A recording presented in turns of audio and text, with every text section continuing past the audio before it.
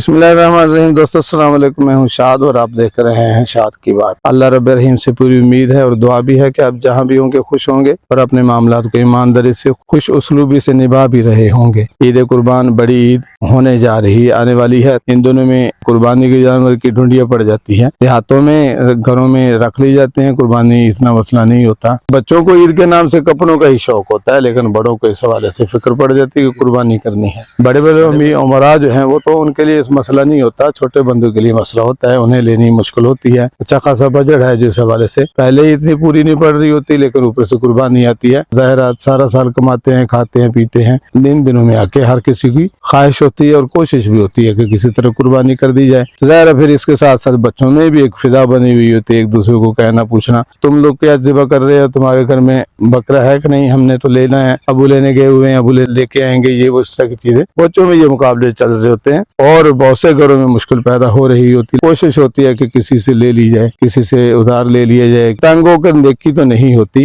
ادھار کے کام سے نیکی نہیں ہوتی، بہرحال چاہتے نہ چاہتے سبھی کو قربانی کرنا ہوتی ہے۔ کچھ جذبہ ایمانی کو سامنے رکھ رہے ہوتے ہیں تو کچھ جو ہوتے ہیں دنیا داری کو دیکھ رہے ہوتے ہیں۔ دنیا داری کے لیے تو ہوتی نہیں ہے، ہونا نہیں ہوتا، جذبہ ایمانی ہی ہوتی ہے۔ لیکن ظاہرہ یہاں ایک چیز بڑی مشکل یہ آڑے آتی ہے، ہلکے سے ہلکا جانور یہ قربانی بھی جو ہے وہ 40 سے 50 ہزار کی آتی ہے، اور حالات جو ہیں وہ اسی طرح کے ہی ہیں کہ کسی کی پوری نہیں پڑتی، تو ان دنوں میں آ کر کے یہ لینا مشکل ہو جاتا ہے۔ تو اللہ جو ہے ہم سب کے معاملات میں آسانی فرمائے، ہر بندے کو اس حوالے سے توفیق ملے کہ وہ اپنے سے قربانی کر سکے۔ یہاں مجھے تھوڑی سی ایک چیز اور آ رہی ہے کہ عمرہ جو ہوتے ہیں بعض اوقات وہ بڑی سے بڑی بڑے بڑے جانوروں کی قربانی، یار جتنا بڑا کاٹ یا جتنا بڑا ان کا سٹیٹس، اس حساب سے وہ بڑی سے بڑی قربانی لینے کی کوشش کرتے ہیں۔ یہ ٹھیک ہے، کوئی بات نہیں، ہونی چاہیے۔ بعض اوقات تو وہ ایک ہی گھر جو ہے بڑا جانور لے کر کے جو ہے ذبح کر دیتے ہیں، اس حوالے سے بہت سی قباحت دیکھنے میں آتی ہیں۔ نمائش والی دنیا ہے، نمائش کے ساتھ چلتے ہیں، بہت سارے لوگ جو ہیں نمائش کا پہلو سامنے رکھتے ہوئے بڑا سا جانور لے کے گلی میں بھی باندھتے ہیں۔ وہ الگ سین ہے کہ وہ آنے جانے والوں کو ٹکر بھی مارتا ہے، بعض اوقات بچوں کو بھی گلے پڑ جاتا ہے، کھل جاتے ہیں جانور۔ ظاہر ہے وہ روز وہاں بندھے ہوئے تو نہیں ہوتے، وہ باہر سے لا کے باندھے جاتے ہیں، ان کی جگہ وہ اوپری ہوتی ہے، وہاں وہ ڈرتے ہیں، بدکتے ہیں، بدک کے بہت سارے لوگوں کا نقصان بھی کرتے ہیں۔ کسی اچھی جگہ پر، محفوظ جگہ پر باندھنے کی ضرورت ہے تاکہ وہ آنے جانے والوں کے لیے نقصان کا باعث نہ بنے، تکلیف کا باعث نہ بنے، کپڑے گندے کرنے کا باعث نہ، پیشاب کرتے ہیں، پوچھل مارتے ہیں،